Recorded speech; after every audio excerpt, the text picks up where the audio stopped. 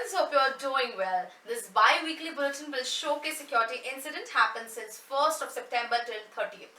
During this period, we have observed surge of attacks happened on various organizations in India. Let's start with the top bulletins.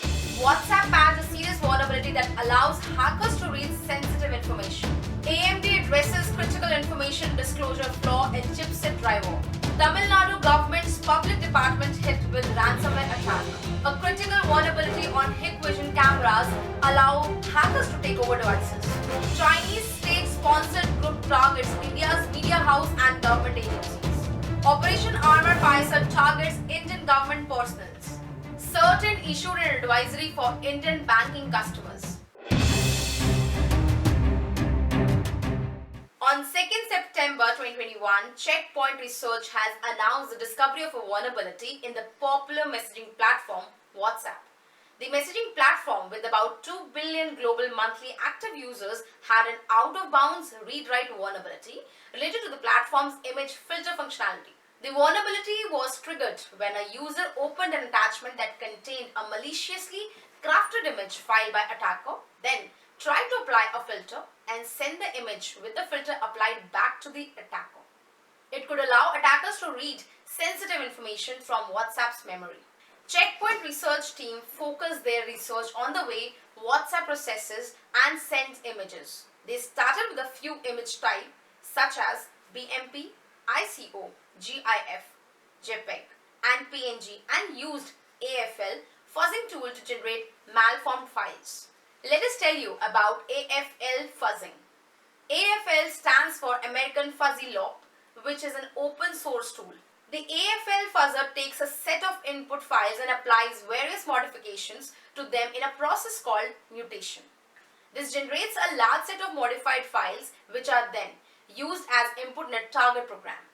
When the tested program crashes or hangs due to these crafted files, this might suggest the discovery of a new bug, possibly a security vulnerability. Now that Checkpoint research team had a set of inputs for our fuzzing target, they started to fuzz the interesting WhatsApp libraries. After some reverse engineering, team identified a memory corruption flaw. Later, Checkpoint research team reported the issue to WhatsApp, which gave them name for this vulnerability, CVE 20201910. Moreover, Checkpoint research team disclosed the findings to WhatsApp on 10th November 2020. Later, WhatsApp acknowledged the issue and released a security advisory on February 2021. WhatsApp and Security Chronicle suggest users to update their WhatsApp to the latest version. Security researcher Kiara Crow's Economo at Zero Peril has discovered a critical vulnerability tracked as CVE 2021263333 that affects the AMD Platform Security Processor (PSP) chipset driver for multiple CPU architectures and could allow an attacker to obtain sensitive information from the targeted system. AMD or Advanced Micro Devices Inc. is an American multinational semiconductor company based in California that develops computer processors and related technologies for business and consumer markets. Economo has discovered two issues in the AMD PSP.sys version 4.13.0.0 kernel driver module that ships with AMD chipset driver package for multiple AMD chipsets. The first issue is an information disclosure type security vulnerability and the second is a memory leak type bug. Economo also claimed that during their testing, they managed to leak several gigabytes of uninitialized physical pages by allocating and freeing blocks of 100 allocation continuously until the system was not able to return a contiguous physical page buffer. Zero Peril reported the vulnerability to AMD on 8th April 2021 and AMD replied the next day. Later acknowledged on 12th May 2021 and publicly disclosure on 14th September 2021. AMD recommends users to update AMD PSP driver 5.17.0.0 through Windows Update or by updating to AMD chipset driver 3.08.17.735 and AMD have shared the list of affected products including latest Ryzen 5000 series and Threadripper CPUs. On 18 September morning, the systems at Tamil Nadu Government Public Department was behaving abnormal. As soon as department understands it, ransom note appears on the system screen asking for 1950 US dollars in cryptocurrency for handling over the decryption code. Neeraj Mittal, Principal Secretary at the state's IT department, has confirmed that it was a ransomware attack, but said it was not a critical. As per the secretary, they have isolated the affected systems that were under attack and are assessing the situation. And they are trying to get back the access. The ransomware attack is said to have encrypted certain sensitive documents of the Tamil Nadu Public Department. Some of the files encrypted related to VIP visits, their programs, and related arrangements made by the state protocol officials. According to the secretary, certain and CDAC are investigating the incident and helping the department regain access to the systems. Moreover, cybersecurity officials from Tamil Nadu Police who inspected the desktop computers said there was no compromise whatsoever on VIP security protocol or any other matter that could affect the routine functions of the state government. There have been an increase in ransomware attacks in recent times. Cyber experts who had worked the Tamil Nadu government in past suspecting reasons for the ransomware attack could be outdated operating systems, unpatched system running old versions of software, ineffective security audits and lack of cyber laws and penalties make these entities vulnerable to such incidents. Security researcher at Watchful IP has discovered a critical unauthenticated remote code execution vulnerability tracked as CVE 2021-36260 in Hikvision IP cameras or NVR firmware. The vulnerability affects more than 70 Hikvision's camera and NVR models and can allow attackers to take over the devices.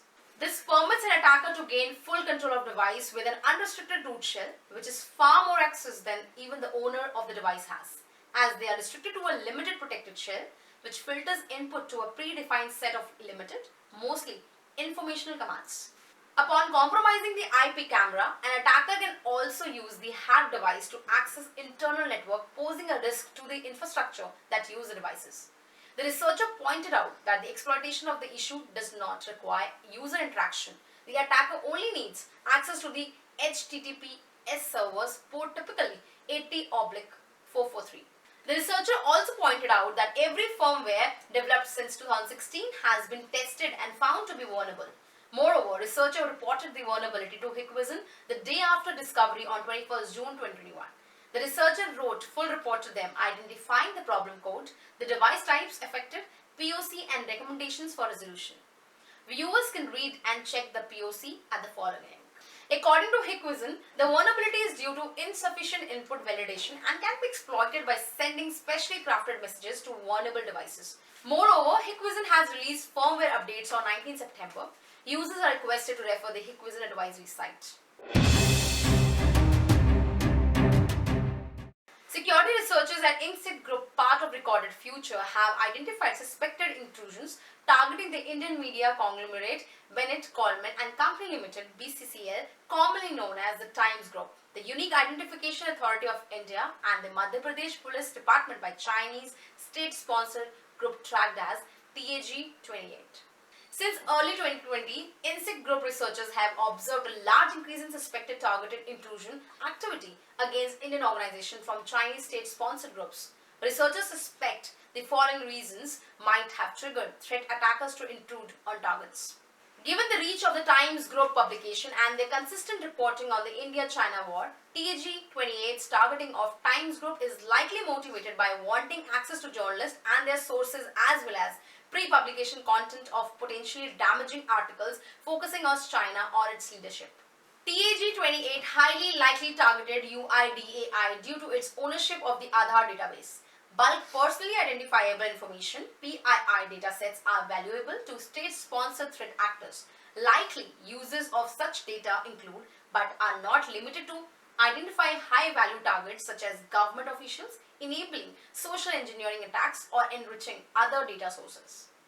TAG-28 likely to target Madhya Pradesh police due to Madhya Pradesh Chief Minister Shivraj Singh Chauhan was critical of China after the violent borders clashes with China troops in the Ladakh region in June 2020, calling for the state's residents to boycott Chinese products. Viewers can read the research report at the following link.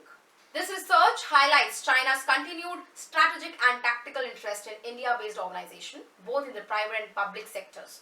The 2020 border skirmishes and subsequent economic sanction led by the Indian government banning Chinese mobile applications from the Indian market have resulted in increased tensions between the two nations.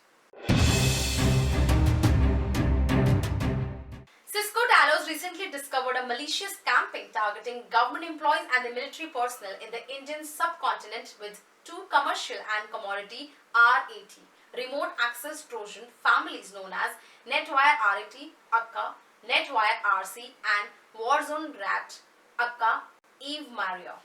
The attackers delivered a variety of lures to their targets, predominantly posing as guides related to Indian governmental infrastructure and operations such as Kavach and IT-related guides in the form of malicious Microsoft Office documents, maldocs and archives, RARs zips containing loaders for the rats.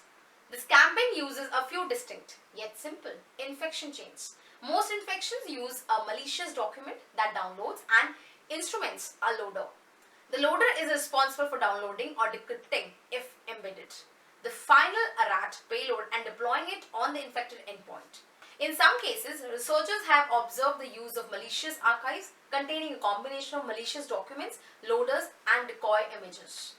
The RAT payloads are relatively unmodified with the command and control C2 IPs and domains being the most pivotal configuration information.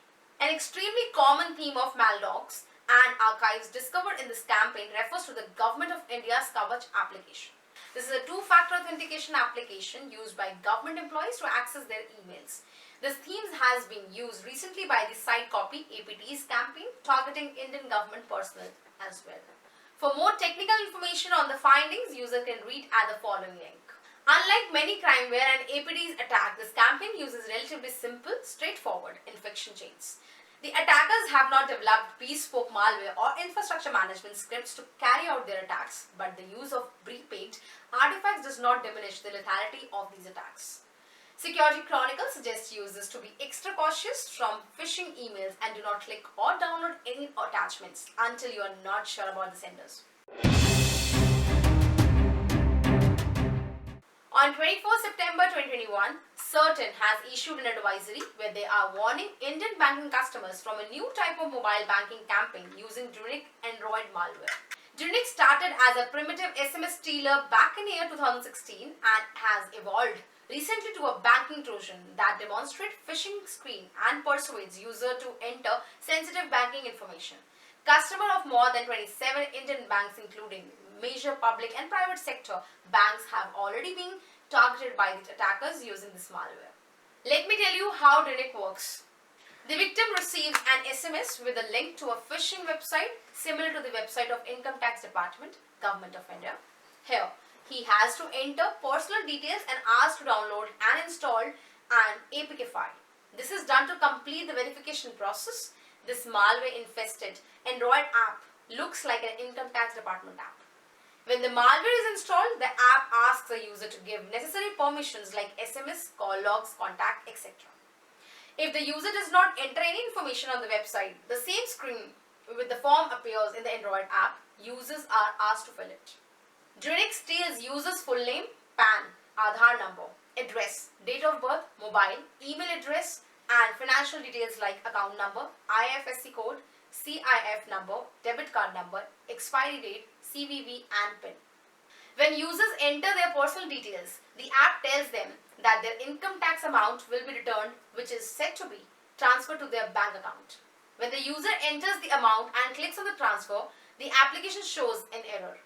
Then it shows a fake update screen.